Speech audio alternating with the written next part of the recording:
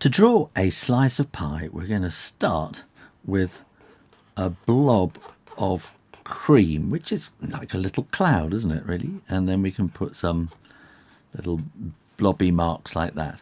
Now think of it as a circle, and we're going to come up to just a little bit beyond 9 o'clock, and then we're going to come down at an angle, stop, we make a point, and then we're going to come back like that. And then we're going to just go up a little bit, and then across there like that. And can you see, imagine that line coming through, and that's just going to sort of come up at a little angle there too. Now here we're going to come straight down, and we're going to draw parallel like that with maybe a little flick at the end.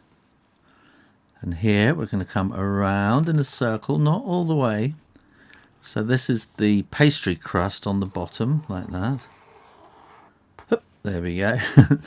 And then here we want to go parallel to that line there, and then we want to draw a curve at the end, and then we're going to put little curve marks in there which just sort of help to make it look like it's the crust. That's the top, so this is the inside that's been cut out, isn't it? So we'll give that a bit of texture, so put lots of little dots in there, and that will just kind of make it look a bit different, like it's the inside of your slice of pie. That's how you draw a slice of pie. Thanks for watching and subscribing to Draw Stuff Real Easy. Bye.